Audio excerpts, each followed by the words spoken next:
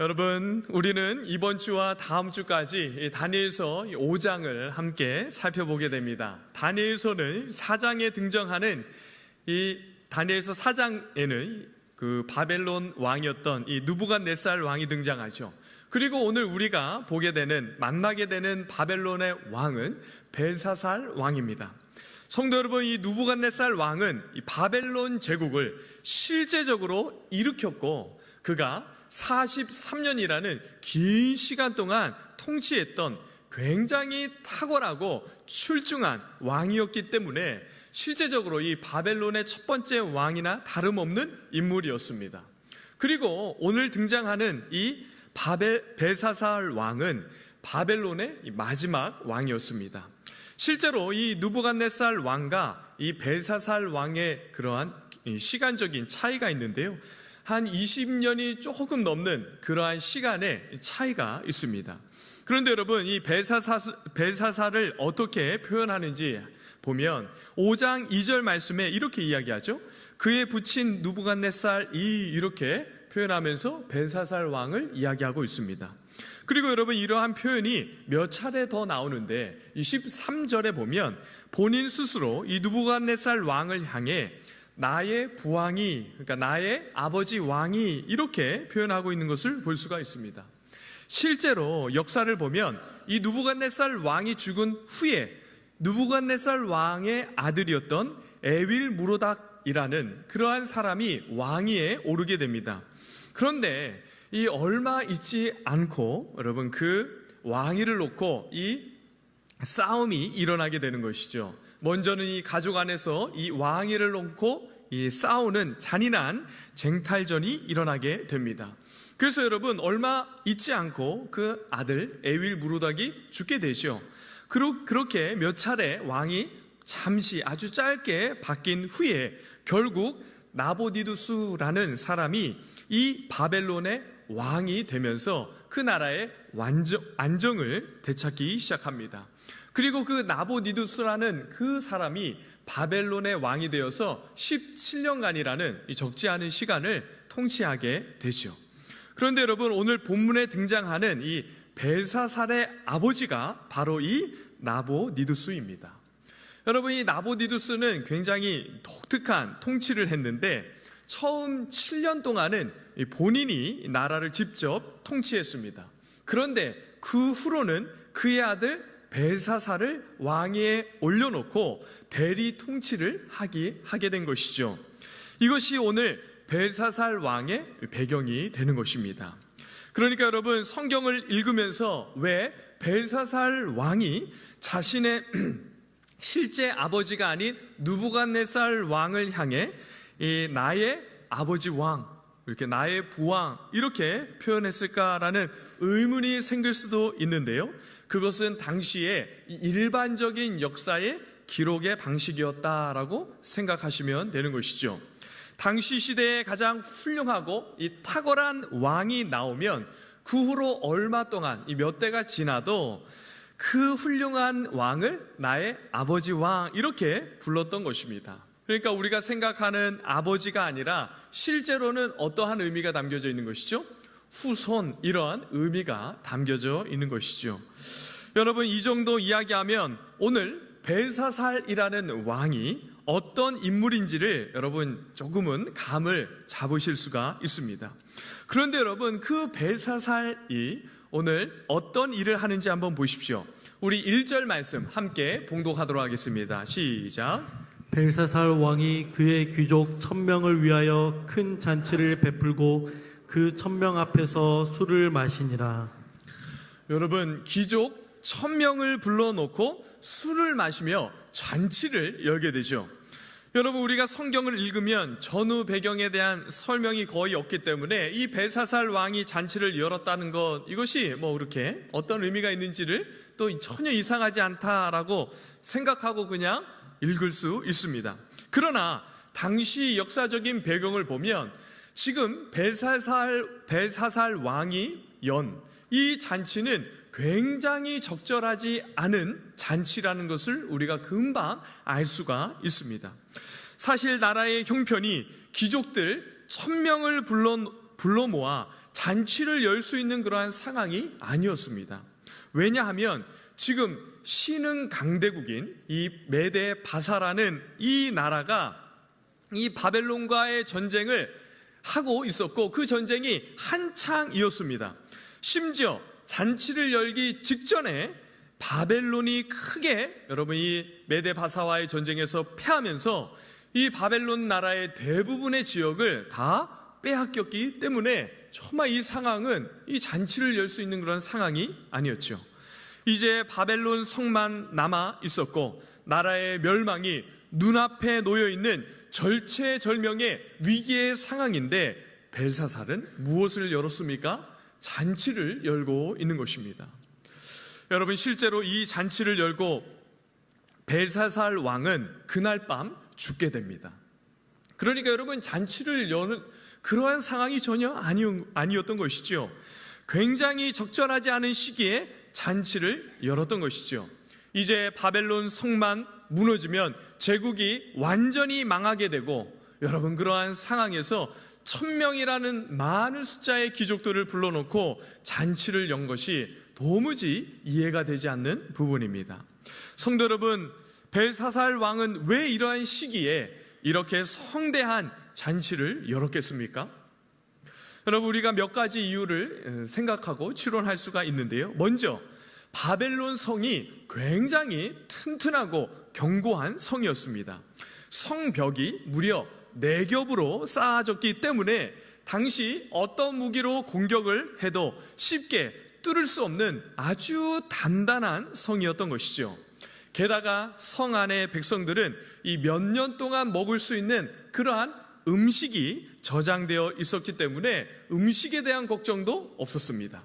심지어 여러분, 그 유프라테스 강이라는 그 강이 그 도시를 중심으로 흐르고 있었기 때문에 식수도 여러분 늘 확보가 되어 있어서 식수를 걱정할 필요도 없었던 것이죠.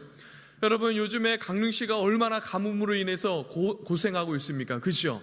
이 물이 얼마나 중요한지 우리가 새삼스럽게 물을 참 아껴 써야겠다라는 그러한 하나님께서 주신 자원들을 잘 아끼고 돌봐야겠다라는 생각을 요즘 많이 하는 때 아닙니까?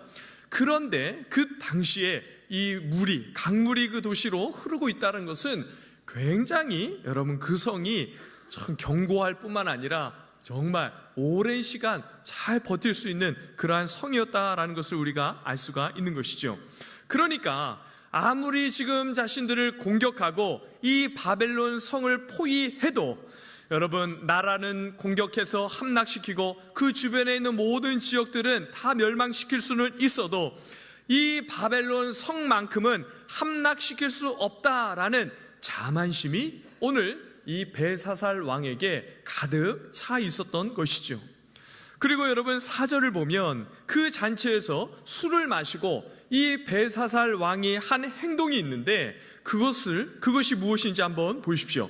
우리 4절 말씀 함께 봉독하도록 하겠습니다. 시작. 그들이 술을 마시고는 그 금, 은, 구리, 쇠, 나무, 돌로 만든 신들을 찬양하니라. 여러분, 이 벨사살 왕이 한 행동은 너무나도 큰 나쁜 행동이었는데요. 잔치 중에 어떤 행동을 하죠? 자신들의 신들을 찬양합니다. 네, 여러분, 어느 역사학자에 따르면 이 시기에는 이 종교적인 절기여서 종교적인 잔치의 의미가 지금 벨사살 왕이 베푼 잔치에 포함되어 있다라고 해석하기도 합니다. 참 적절한 해석인 것 같습니다. 저도 이 해석에 동의를 하는데, 그러한 관점으로 지금 이 두 관점으로 이 벨사살의 잔치를 보면 여러분 무엇을 알 수가 있습니까?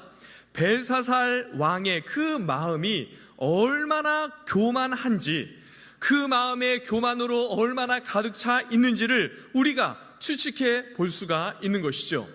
나라가 거의 다 망했습니다. 제국의 대부분의 지역이 지금 메데 바사에 의해서 함락되고 정말 그 메데 바사 나라에 다 넘어간 상황입니다. 그런데도 여러분이 성은 무너뜨릴 수 없고 자신은 절대로 망하지 않는다라는 교만으로 그 마음이 똘똘 뭉쳐져 있었던 것이죠.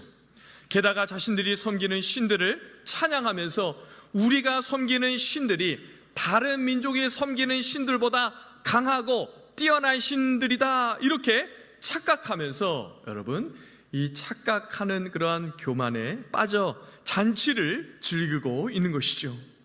성도 여러분, 지난주에 느부갓네살 왕을 다루면서 그가 꿈꾼 대로 하나님의 징계로 이 7년이라는 긴 시간 동안 정신적인 질병으로 고통하였지 않았습니까? 그런데 여러분, 그렇게 고통하고 회복을 경험한 느부갓네살 왕이 그러한 징계를 당한 이유가 무엇이었죠? 교만이었습니다. 여러분, 그런데 오늘 벨사살 왕은 느부갓네살 왕과는 다른 종류의 교만을 보이고 있는 것이죠. 여러분, 느부갓네살 왕의 교만은 어떤 교만이었습니까? 네, 느부갓네살 왕 자체가 너무나도 출중하고 탁월함으로 인한 교만이었던 것이죠.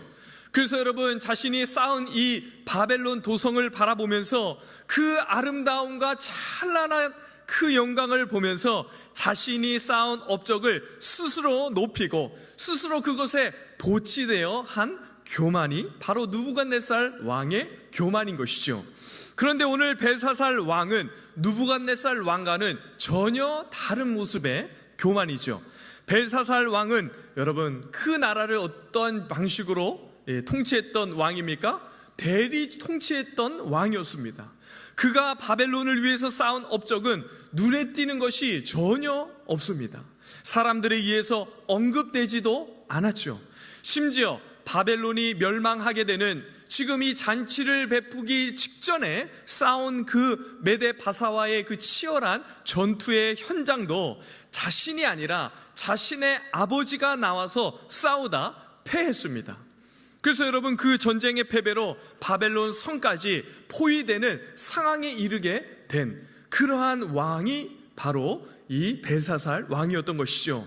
그러니까 여러분, 어떤 면에서 교만할 만한 어떠한 자격이나 조건이나 어떠한 그러한 것들을 갖춘 사람이 아닌데도 불구하고 그는 어떤 사람입니까? 교만한 사람인 것이죠. 사랑하는 성도 여러분, 우리는 쉽게 교만을 이렇게 생각합니다. 교만은 돈도 많고 학벌도 좋고 높은 신분과 지위를 갖추고 뭔가 남들보다 뛰어나게 능력과 재능이 있어서 뭔가를 잘하는 사람이 하는 것이 교만이다, 이렇게 흔히 생각하는 경향이 있습니다. 그러나 성도 여러분, 그렇지 않은 사람들도 똑같이 교만을 짓는 어리석은 인생이라는 것을 우리는 늘 기억해야 하는 것이죠. 상대적으로 학벌이 높지 않고 물질이 없고 또한 여러 조건들이 좋지 않은 그러한 사람들은 어떻게 합니까? 난 저런 사람들보다 상대적으로 가진 것이 없기 때문에 나는 교만하지 않아, 스스로 이렇게 착각하면서, 스스로 그렇게 생각하면서 자신보다 훌륭하고 자신보다 많이 가지고 있는 그러한 사람들을 향해서 판단하는 것이죠.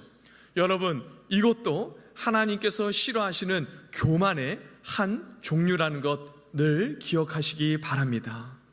교만은 자신만의 어떠한 기준을 딱 세워놓고 그 기준을 가지고 상대를 과장하거나 어떤 상황을 왜곡시키는 것이 교만인 것이죠. 그렇기 때문에 여러분, 교만은 어떠한 한 부류만 짓는 죄가 아닌 것이죠. 어떤 사람이든지 교만의 자리에 떨어질 수 있는 위험이 있는 것, 이것이 교만이고 이 교만을 하나님께서 너무 싫어하신다는 것입니다.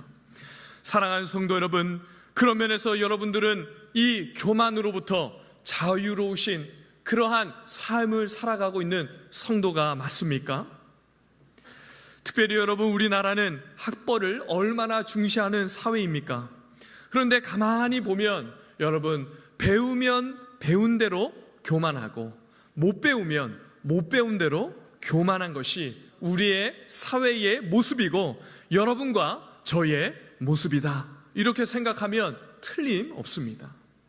성도 여러분, 이 벨사살 왕의 교만한 모습이 구체적으로 어떻게 드러나는지 한번 보십시오. 우리 2절 말씀을 함께 봉독하도록 하겠습니다. 시작. 벨사살이 술을 마실 때에 명하여 그의 부친 느부갓네살이 예루살렘 성전에서 탈취하여 온 금 은그릇을 가져오려고 명하였으니 이는 왕과 귀족들과 왕후들과 후궁들이 다 그것으로 마시려 함이었더라.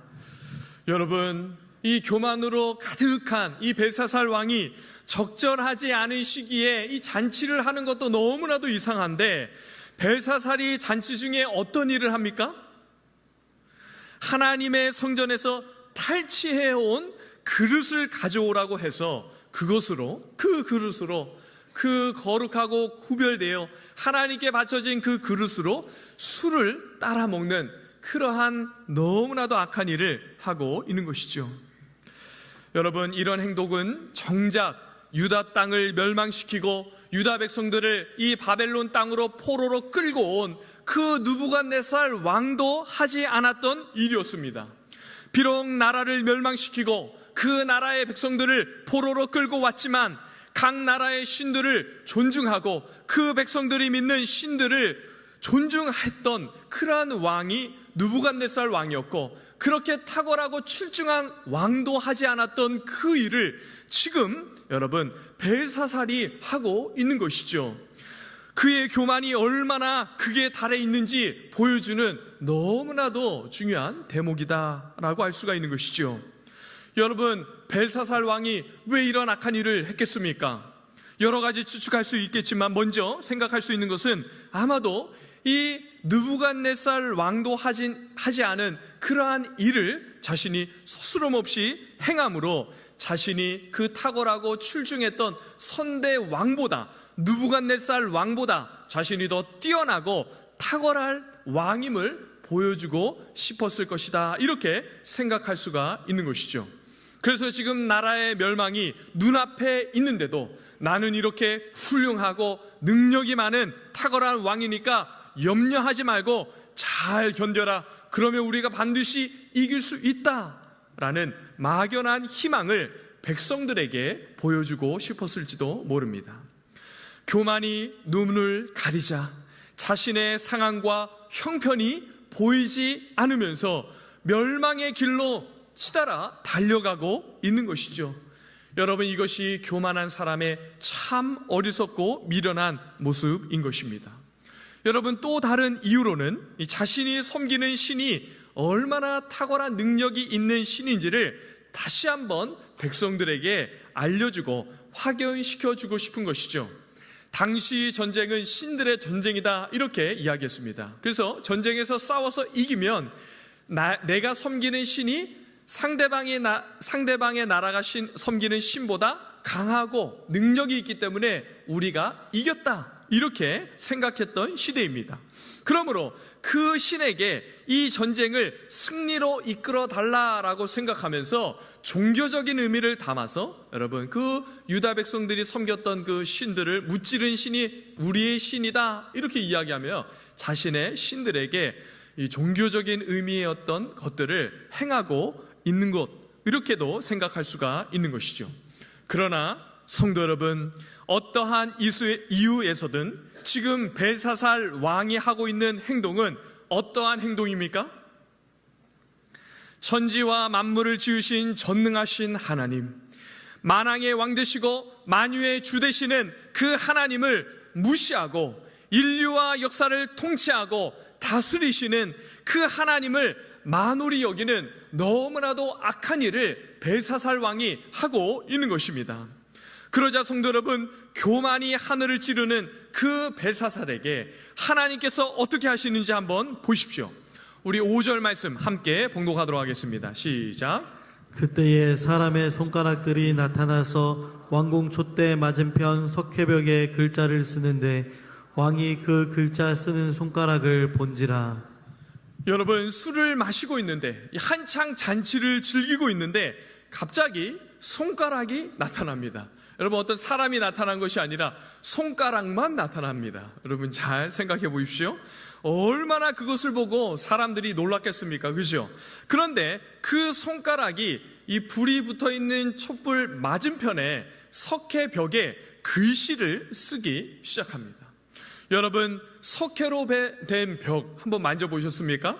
얼마나 단단합니까? 사람의 손가락으로는 흠집, 작은 상처도 낼 수 없는 그러한 튼튼하고 견고한 그 벽에 여러분, 이 손가락이 나타나서 글씨를 쓰자 그곳에 있던 벨사살 왕과 모든 사람들이 얼마나 큰 충격을 받았겠습니까?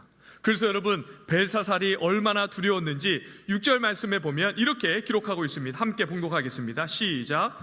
이에 왕의 즐기던 얼굴빛이 변하고 그 생각이 번민하여 넓적다리 마디가 녹는 듯하고 그의 무릎이 서로 부딪힌지라. 여러분, 벨사살의 모습이 어떻게 되죠? 그의 얼굴빛이 변합니다. 어떻게 변했을까요? 아마 새하얗게 변하지 않았을까 생각이 됩니다. 게다가 너무나도 두려운 생각과 공포감이 확 밀려오면서 몸을 지탱해 주었던 그 넓적다리, 여러분, 이 허벅지가 녹아내리는 것 같이 되면서 무릎이 탁 부딪힐 정도로 어떻게 되는 것이죠? 지금은 이 벌벌 떨고 있는 것이죠. 여러분, 그냥 뭐 탁 붙어서 있는 것이 아니라 벌벌 떨면서 이 무릎이 붙어 있는 것입니다. 그런데 여러분, 문제가 있습니다. 이 벨사살이 그 글자를 보고 읽기는 할 수 있는데 도무지 그 뜻이 무엇인지 이해가 되지 않는 것입니다. 그래서 여러분, 그 나라의 가장 지혜로운 사람들, 지혜자들을 다 불러 모아놓고 그 글자가 무슨 뜻인지를 해석해내기를 명령합니다. 그러자 여러분, 그 글자의 의미를 해석하는 사람들이 아무도 없게 되었지요. 그래서 결국 여러분, 누구를 부르게 됩니까? 다니엘을 부르게 되는 것이지요. 여러분, 다음 주에 이 내용을 조금 더 자세히 살펴볼 텐데요. 여러분, 이때 다니엘의 나이가 80세 정도 되었다라고 학자들이 추측을 합니다. 아마 다니엘은 이 시기가 오기 전에 이미 그 왕궁에서 물러났을 것입니다. 정치에는 더 이상 관여를 하지 않았을 것입니다. 그런데 다시 하나님께서 이 다니엘을 왕궁으로 불러오게 하신 것이죠. 사랑하는 성도 여러분, 오늘 본문이 우리에게 말씀하고자 하는 그러한 의미, 또 메시지가 무엇이겠습니까? 여러분, 우리가 사장에서 느부갓네살 왕이 교만해서 정사적인 질병으로 7년이라는 시간, 참 적지 않은 시간 징계를 받게 되면서 엄청난 고난을 겪었지만 회복의 은혜를 경험하게 되지요. 그러나 오늘 벨사살의 경우는 어떠합니까? 똑같은 교만의 죄를 지었는데 벨사살은 죽고 여러분, 동시에 바벨론 제국도 무너지게 되는 것을 우리는 보게 됩니다. 성도 여러분, 이것이 무엇을 의미하는 것입니까? 모든 경우에 교만한 자들이, 악한 자들이 뉘우치고 돌아올 수 있는 것이 아니다라는 것을 성경이 우리에게 말씀하고 있는 것이죠. 오늘 벨사살 왕과 느부갓네살 왕, 이 두 사람 사이에 어떠한 차이가 있는지 우리는 잘 알 수 없습니다. 왜냐하면 성경이 그것을 명확하게 말씀하고 있지 않기 때문인 것이죠. 그러나 두 인물에서 알 수 있는 중요한 공통점 중에 하나는 바로 하나님께서 교만을 너무너무 싫어하신다는 것이죠. 그래서 여러분, 교만한 느부갓네살 왕에게 징계를 내리시고 교만한 벨사살 왕에게 죽음으로 심판하고 있는 것을 오늘은 보고 깨달을 수 있는 것이죠. 성도 여러분, 우리가 사는 이 시대는 어떻습니까? 여러분, 교만을 다양한 이름으로 포장하고 합리화하면서 오히려 그 교만한 것을 더 좋게 여기고 그것이 정말 더 멋있는 사람들의 모습이다, 이렇게 포장하는 시대가 오늘 우리 시대 아닙니까? 부모들이 자녀를 키울 때 어디 가서 의기소침해하고 이렇게 조용히 있는 것보다 여러분, 할 말도 따박따박 하면서 큰 소리치는 그러한 교만한 자녀가 훨씬 더 마음을 흐뭇하게 하지 않습니까? 여러분, 이러한 시대입니다. 가정만 그렇습니까? 사회는 어떻습니까? 두말할 것 없지요. 잘못을 했고 정말 벌이 있고 심판을 받아야 하는데도 불구하고 끝까지 지위와 권력과 기득권을 사용해서 그것을 유지하는 시대가 오늘 우리가 살고 있는 이 마음 아픈 시대인 것이죠. 여러분, 우리가 얼마나 교만한 시대를 살고 있고 여러분과 제가 얼마나 교만으로 똘똘 뭉쳐있는 사람인지를 깨달아야 합니다. 여러분 정말 영적으로 깨어 있어서 여러분과 저의 모습이 어떠한지를 알고 하나님 앞에 때가 되기 전에 하나님 앞에 엎드리고 하나님께 나아가는 성도 되기를 간절히 바라고 축복합니다. 왜냐하면 여러분, 교만은 하나님이 가장 싫어하시는 죄이기 때문에 그런 것이죠.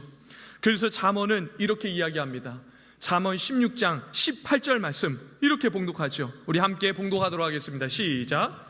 교만은 패망의 선봉이요 거만한 마음은 넘어짐의 앞잡이니라. 여러분, 교만은 패망의 선봉이요 거만한 마음은 넘어짐의 앞잡이다, 이렇게 말씀하고 있습니다. 심지어 디모데 전서를 보면 교만은 하나님께서 마귀를 정죄할 때 정죄한 죄이다, 이렇게 말씀하고 있죠. 하나님이 교만을 얼마나 싫어하시는지 너무나도 잘 보여주는 대목입니다. 여러분, 교만한 사람 하나님께서 보실 때 그 죄를 정죄할 때 너는 마귀와 같은 똑같은 죄를 지었다라고 말씀하시면서 심판하시고 징계하시는 죄다라는 것을 잊지 않기를 간절히 바랍니다. 여러분, 교만은 정말 큰 죄이고 악한 것이죠. 성도 여러분, 한 가지만 더 생각해 보겠습니다. 교만한 사람의 특징이 있는데요, 여러분, 이 교만한 사람들의 특징 중에 가장 큰 특징 중에 하나는 무엇이냐면 미래에 대한 막연한 희망과 긍정적인 사고를 가지고 있다는 것입니다. 그래서 여러분, 이 세상을 바라볼 때 어떠한 관점으로 바라보냐 하면 세상이 끊임없이 발전하고 나아진다, 이렇게 생각을 하는 사람이죠. 그러나 성도 여러분, 성경은 그렇지 않다라고 말씀하고 있습니다. 여러분, 벨사살 왕만 보더라도 느부갓네살 왕을 뛰어넘지 못합니다. 그리고 실제로 여러분, 이 하나님께서 이 2장에서 느부갓네살 왕에게 꿈을 보여주지 않습니까? 그 꿈을 보여주면서 그 꿈의 환상의 내용이 무엇이냐면 이 제국의 제국의 역사들을 이야기하고 있는데, 여러분, 가장 머리, 이 바벨론 제국을 상징하는 이 가장 머리를 무엇으로 보여주셨습니까? 순금으로 보여주셨죠. 그 다음 나라는 이 메데바사라는 제국인데, 여러분, 그 다음은 배와 여러분 이 가슴과 두 팔인데 무엇으로 표현했습니까? 은으로 표현했습니다. 그리고 그 다음 나라는 이 배와 넓적다리인데, 여러분 나라를, 그 제국을 무엇으로 표현했죠? 노수로 표현했습니다. 종아리는 새이고 발과 발가락은 새와 흙으로 여러분 이렇게 보여주셨죠. 역사에서 흐름이 있고 제국이 일어날 것인데, 여러분 가장 먼저 그 제국을 여러분 일으킨 바벨론을 금으로 여러분 표현했다면, 밑으로 내려갈수록 어떻게 이야기하고 있는 것입니까? 점점 더 여러분 나라가, 제국이 좋지 않다라는 것을, 나빠진다라는 것을 보여주는 그러한 그림인 것이죠. 사랑하는 성도 여러분, 세상은 미래가 더 나아질 것이다 이렇게 말하지만 실제로 그렇지 않습니다.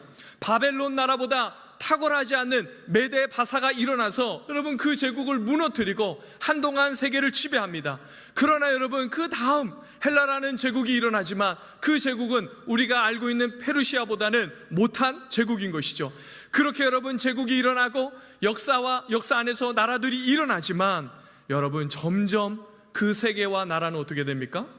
좋아지는 것이 아닌 것이죠. 여러분, 예전에 비해 우리나라도 어떻습니까? 공부도 많이 하고, 여러분 우리 자녀들이, 얼마나 많은 자녀들이 해외에 나가서 유수한 대학에 가서 배우고 돌아오는 시대 아닙니까? 심지어 저 같은 목회자들도, 여러분 전혀 아무것도 없는 저 같은 목회자들도 교회가 유학을 보내주는 이러한 시대에 오늘 우리가 살아가고 있습니다. 그런데 여러분, 우리 시대가 어떻습니까? 정말 그렇게 많이 배우고 정말 부유한 물질이 있고 정말 살기가 좋아졌는데, 주변에 있는 사람들을 보면 얼마나 자기밖에 모르고 이기적인 사람들로 가득한지 모릅니다. 그래서 여러분, 재능이 생기고 능력이 생기면 어떻게 합니까? 교만해져서 금방 사람들을 무시하고, 여러분 얼마나 참 그 없는 사람들을 천대하는지 모릅니다. 여러분, 우리 사회가 정말 미래가 나아졌습니까? 우리 사회가 이전보다 정말 따뜻함이 있고 성경이 말씀하시는 그러한 넉넉한 정과 서로를 위하고 서로를 바라보는 그러한 시선들이 정말 따뜻해졌고 더 좋아졌습니까? 여러분, 그렇지 않죠. 멀리 갈 필요도 없습니다. 우리 교회는 어떻습니까? 우리 교회와 한국교회의 미래가 우리 다음 세대에 달려있다, 이렇게 믿고 상대적으로 지금까지 얼마나 많은 예산과 또한 적지 않은 성도들이 교사로 우리 교회의 자녀들을 섬겨왔습니까? 그런데 여러분, 지금 부모 세대들, 저와 같은 사람들이 이야기하는 것이죠. 여러분들의 자녀 세대들, 그리고 우리 교회의 다음 세대들인 자녀들이 지금까지 이 교회를 세우고 정말 눈물과 헌신하며 이 교회를 일구어왔던 우리 1세대 어르신들, 여러분들, 정말 여러분들보다 더 탁월한 세대가 세워졌고 지금 세워지고 있습니까? 여러분, 저도 이전 세대보다 탁월한 믿음의 부모 세대가 되기를 원합니다. 또한 제가 여러분 학부모로서 우리 자녀들 얼마나 제가 주일학교에 관심이 많겠습니까? 여러분, 우리 자녀들 그 세대들 어떤 세대보다 우리 세대들의 어떤 믿음의 시니어들과 어르신들보다 탁월한 세대가 되기를 원하고 믿음의 영적인 거장들로 길러내고 싶은 마음이 얼마나 간절한지 모릅니다. 그러나 성도 여러분, 저를 보거나 오늘 여러분들을 볼 때 자신이 없습니다. 여러분, 누가 그렇게 키워낼 수 있는 것이죠? 우리가 그렇게 해내야 하는데 저나 여러분들을 보면 하나님 앞에 자신이 없는 것이죠. 그렇기 때문에 여러분, 무엇이 필요한 것입니까? 하나님의 은혜가 필요한 것입니다. 사랑하는 성도 여러분, 자신의 한계와 연약함을 늘 인정하면서 겸손하게 하나님의 은혜를 구하고 하나님의 도우심을 의지하며 붙들고 나아갈 때 하나님의 은혜가 우리 교회 위에 임하게 되면서 반드시 세대가 지나갈수록 현 시대보다 더 뛰어난 믿음의 세대로 길러지고 자라나게 되는 것이죠. 사랑하는 성도 여러분, 우리가 하면 얼마나 할 수 있겠습니까? 여러분, 우리가 뭔가를 붙들고 우리가 가지고 있는 어떤 것들을 의지하면서 그것들을 가지고 정말 우리 교회를 세우고 우리 자녀들과 교회를 섬기고자 할 때 그것이 여러분 하나님 앞에서 여러분 얼마나 대단한 것이 되겠습니까? 그러므로 사랑하는 성도 여러분, 하나님 앞에서 겸손한 성도들이 되기를 간절히 바라고 축복합니다. 그러므로 정말 나에게는 의지할 것 아무것도 없고 내가 얼마나 한계가 많고 연약한 인생인지를 깨달아 하나님의 도우심과 그 하나님의 은혜가 얼마나 필요한지 간절히 붙들고 정말 이렇게 모일 때마다 하나님께 부르짖고 하나님의 은혜를 구하며 영적으로 깨어나 겸손함으로 하나님께 나아가는 우리 모든 성도들 되기를 간절히 바라고 축복합니다. 그럴 때 반드시 하나님께서 우리 교회 위에 은혜를 부어주시고 정말 우리가 기대하고 바라는 것보다 더 놀라운 부흥의 역사와 은혜를 우리 교회 위에 부어주실 줄 믿습니다. 그러한 성도 되기를 주님의 이름으로 간절히 바라고 축복합니다.